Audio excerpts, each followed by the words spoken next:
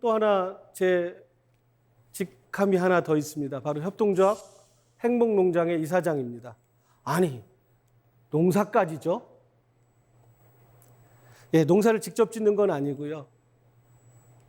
조현병을 가지고 계시고 중증의 정신질환을 가지고 계신 분들이 농촌 마을에서 함께 농사 지면서 마을 분들과 어울려 사는 모형을 한번 만들어 보려고 노력했었습니다.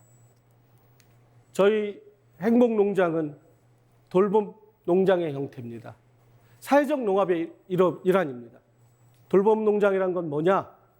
농촌 또는 농업을 배경으로 해서 취약계층들, 흔히 말하는 장애인들, 노인들, 어린아이들이 함께 일하거나 와서 즐기고 마음의 위로를 얻고 때로는 치유적 활동을 할 수 있는 공간을 말하는 겁니다. 그 농부학교 프로그램이 바로 자연굿이라는 프로그램입니다. 저는 그렇게 창조적이지 못해서 이렇게 좀 따오는 걸 잘합니다. 정약용 선생님의 실사굿에서 따와가지고 자연굿이, 자연에서 옳은 것을 구하라.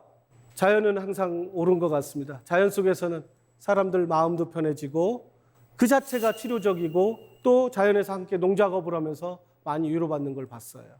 이 농부학교의 가장 큰 핵심은 그거였습니다.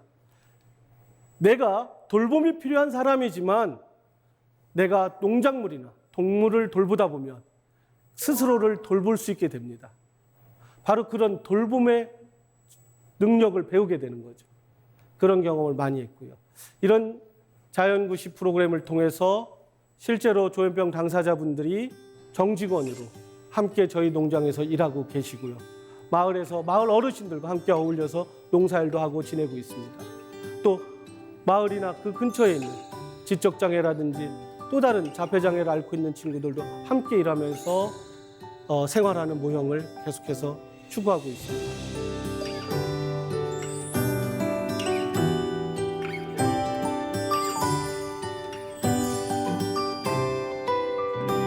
홍성에서 농장 일만 한 게 아닙니다, 제가. 어찌어찌 하다 보니까 캄보디아까지 가게 됐습니다. 처음에 캄보디아를 가게 된 계기는 의료 캠프, 그러니까 일반 의료봉사차 1년에 한 번씩 2012년부터 갔던 것 같습니다. 정신과 의사가 의료 캠프에 가면 할 일이 별로 없습니다. 생각해 보세요. 무슨 일을 하겠어요? 그러면 저는 옆에서 다른 사람들 좀 즐거우라고 떠드는 일, 아니면 뭐 필요하면 물 갖다 주거나 이렇게 주변 환경을 개선해 주는 일을 주로 했었어요. 근데 하루는 어떤 뇌과 의사 선생님이 그러는 거예요. 닥터한 일로 와보라고. 머리도 아프고 무릎도 아프고 온몸을 다 아프다고 하는데 이유를 알 수 없고 말하는 것도 도대체 이해가 안 간다고. 좀 정신적으로 이상해 보인다고. 당신이 한번 봐야 되겠다고. 바로 그렇게 제가 잊지 못할 첫 환자를 만나게 됩니다. 이분은 제가 같이 갔던 미술치료사와 한번 같이 인터뷰도 하고 언어적으로 잘 소통되지 않다 보니까 여러 모습을 통해서 관찰했었어요. 조현병 환자분이셨습니다. 가장 힘들어하는 것이 누군가 자기에게 텔레파시를 보내고 계속해서 나를 헐뜯는 말을 하고 이웃 사람들이 나를 죽일 것 같아서 결혼했다가 이혼을 당했죠. 집에 와서 오빠와 함께 거주하고 있었어요. 그런데 정신과 의사가 거기서 이분을 어떻게 내가 치료할 방법이 없는 거예요. 약을 가져간 것도 아니고. 이날이 2015년 6월 6일이었습니다. 내가 7월에 다시 오마. 내가 약을 갖고 와서 당신의 약을 전달해 주마. 그렇게 캄보디아로 향한 게 매달 가게 됐습니다. 왜? 정신과 약은 꾸준히 복용해야 되니까요. 그 약속 때문에 코로나가 대유행하기 전에 올 1월까지 갔던 것 같습니다. 참 많이도 갔습니다. 또한 잊지 못하는 또 다른 환자가 있습니다. 캄보디아 말로 선생님이 노꾸루입니다. 노꾸루. 내가 당신이 어떤 나랑 비슷한 증상을 가지고 있는 사람에게 약을 준 걸 내가 먹었더니 내가 좋아졌다. 나도 그 약을 달라. 무슨 얘기냐 그랬더니 자기도 누군가 말하는 소리가 들리고 사람들이 무서워서 집 밖을 나가지 못하겠다는 거야. 아니, 이 사람 스스로 미쳤다고 하네? 이게 가능해? 한국에서는 불가능한 일인데 이 사람한테는요, 환청이 들리고 망상이 드는 게 그저 아팠던 거예요.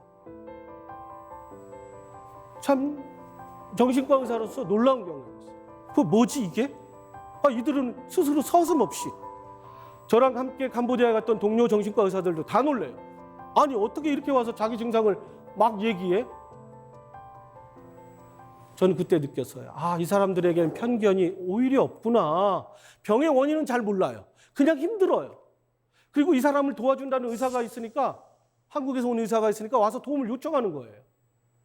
왜 그럴까? 정신병원이었구나. 캄보디아엔 정신병원이 없어. 정신병이 심하고 통제가 안 되면 집에 가둬놓거나 방에 가둬놓거나 쇠사슬에 채워놓습니다. 때로는 너무 심하면 교도소에 보냅니다. 하루는 한 아주머니가 저에게 찾아온 거예요. 제가 어느 집에서 치려고 했는데 자기 아들이 아프대. 자기 아들이 행동이 통제가 안 된대. 약 좀 달래. 그래서 왜 아들을 안 데려왔냐? 그랬더니 자기 아들을 묶어놨대. 쇠사슬에. 그럼 같이 가자. 내가 가서 보고 약을 줄 수 있으면 주마. 갔더니 이야기를 다 듣고 오니까 조현병이었습니다. 집을 나가면 두세 달 헤매고 다니는 거예요. 거지꼴로 돌아다니니 엄마 마음이 얼마나 속상해요. 엄마 마음도 찢어지는 거죠. 살리려고 묶어놓습니다. 그 어머니가 정말로 도와달라고 두 손이 닳도록 저에게 비는 거예요. 한 4, 5개월 제가 한 6개월 정도 되고 나서 쇠사슬을 풀어주는 장면입니다.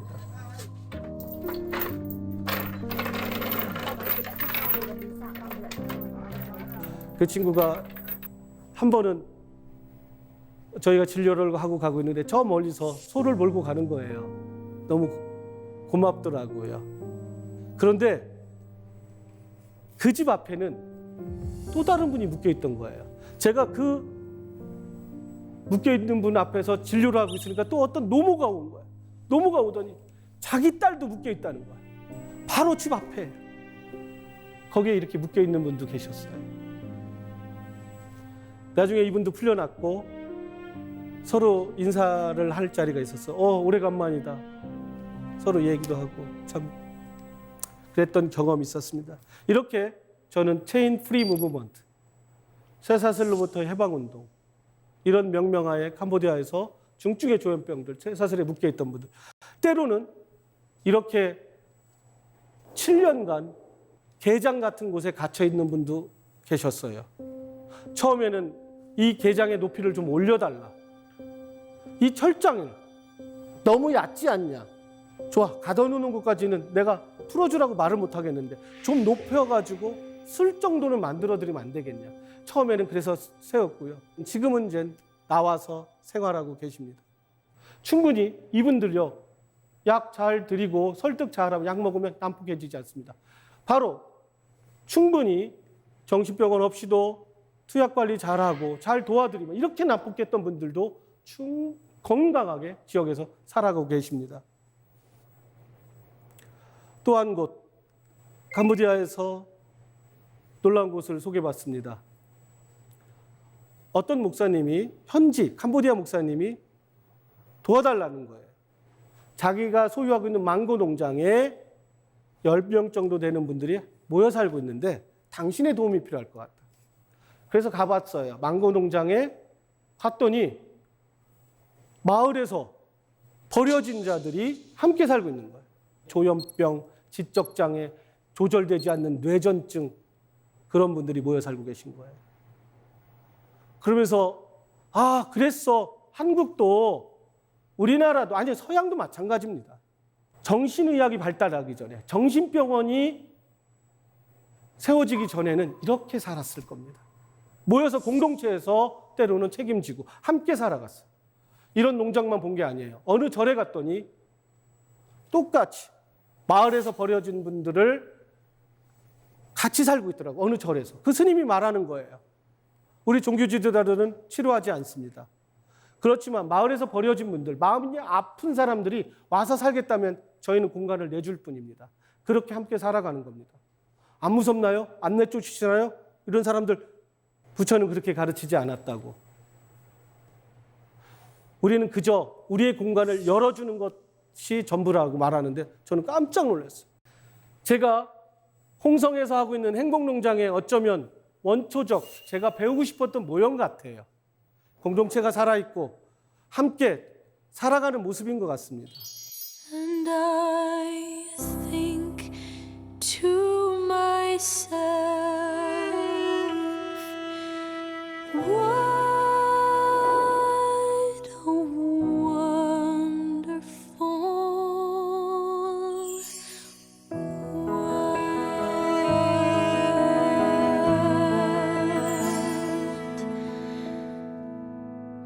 What a wonderful world.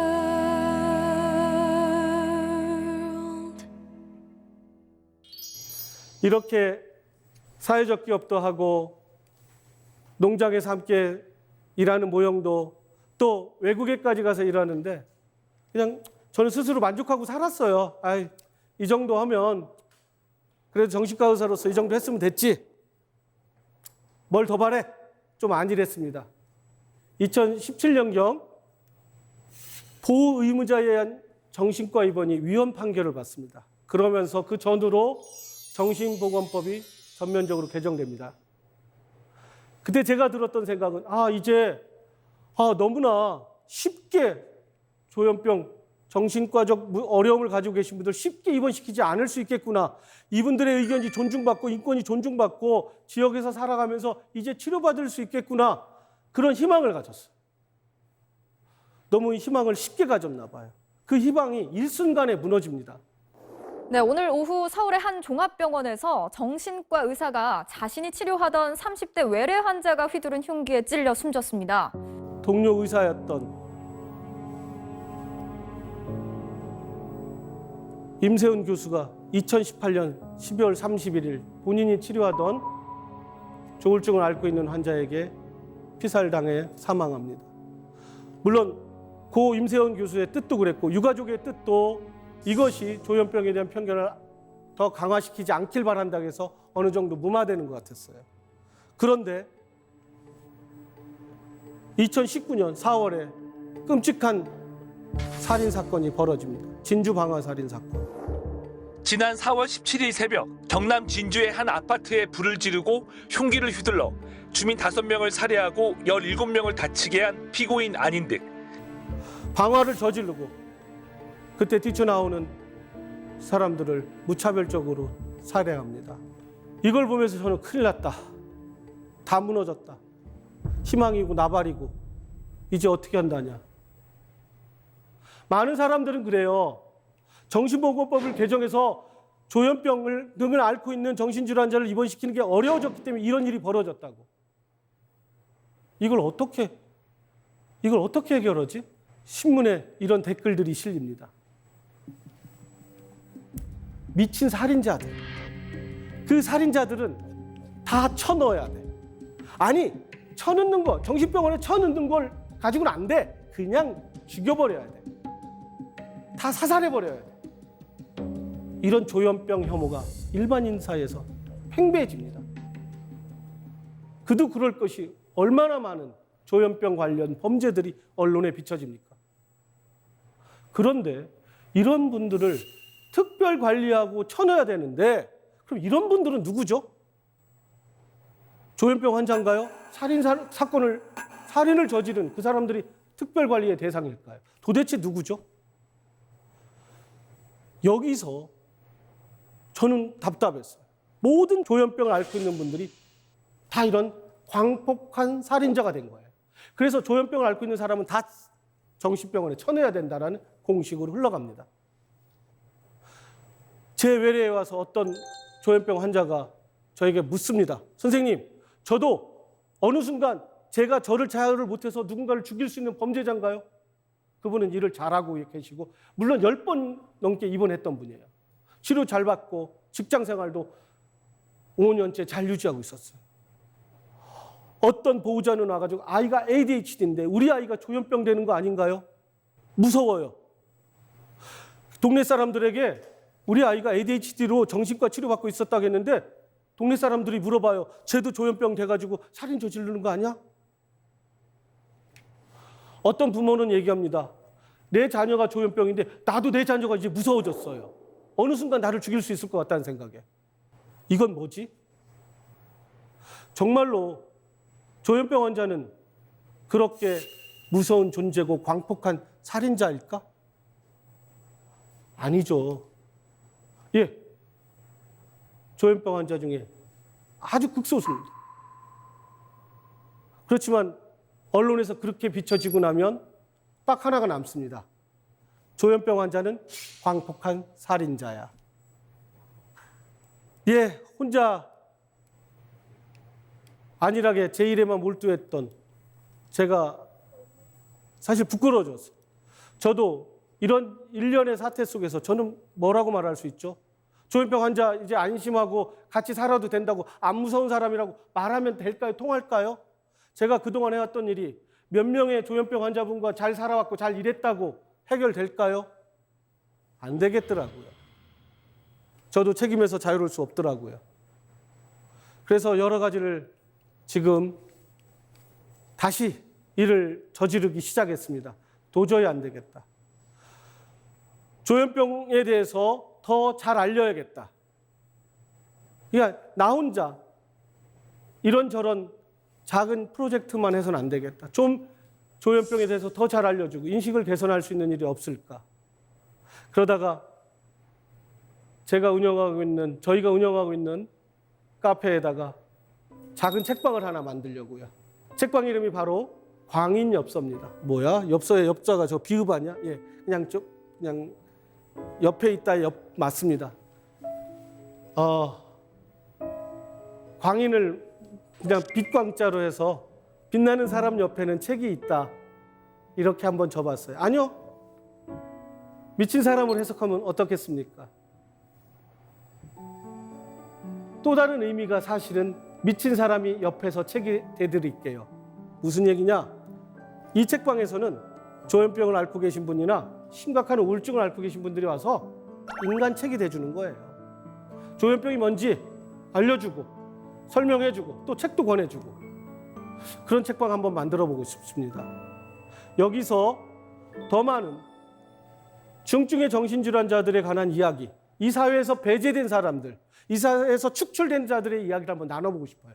그런 세미나도 좀 만들고 그런 책을 읽는 모임도 만들어보고 싶습니다. 그리고 또 동시에 제가 사비를 좀 털어서 다큐멘터리를 하나 제작하고 있습니다. 좀 제목이 너무 선정적인가요? 미친 자들의 자리는 어디인가? 많은 사람들은 다 정신병원에 쳐넣어야 된다는데 과연 그곳이 그들을 위한 자리인가? 일반 사람들은 그래요. 너무 무섭고 그들이 언제 우리를 해칠지 모르니까 그들의 위험으로부터 조현병 환자들, 광폭한 살인자들의 위험으로부터 우리가 안전하려면 그들을 정신병원에 쳐넣어야 돼. 이게 목적이잖아요. 그곳에 자리를 만들어서 그들을 살게 하면 우리는 안전해질까요? 아니라는 겁니다. 과연 어디가 이들을 위한 자리일까요?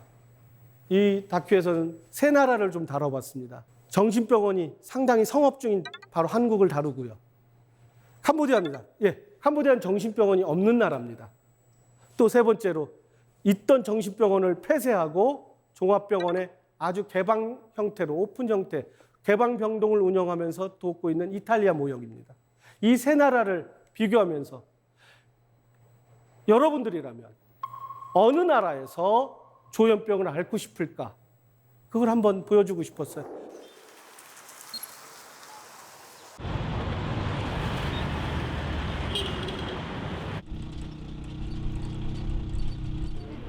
쏨 사피 Bên đây ở ban đáy bên đây chưa ai như bên luôn ai phó.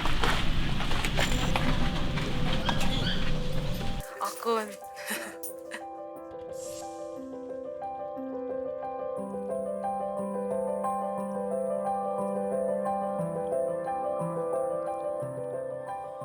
제가 다큐를 찍으면서 일반인들의 인터뷰를 많이 따봤습니다. 그분들이 한결같이 말하는 게 두렵다, 무섭다. 그럼 나는 이분들에게 어떻게 해야 되지? 이분들에게 그냥 환대할 용기를, 맞이할 용기를 한번 가져보십시오. 이렇게 말할 수 있을까? 만나면 됩니다. 많은 분들이 그래요. 일반인 중에서도 조현병에 대해서 인식이 바뀐 분들이 어떤 게 제일 좋은 계기였느냐? 단 하나였어요. 만나니까 괜찮더라. 내가 생각했던 그런 분이 아니더라. 만나야 됩니다. 우리는 한번 보시라는 거예요. 그분들을 만나보면 여러분의 생각을 바뀔 겁니다. 한번 만날 용기를, 그리고 그들을 환대할 용기를 한번 가져주셨으면 좋겠습니다.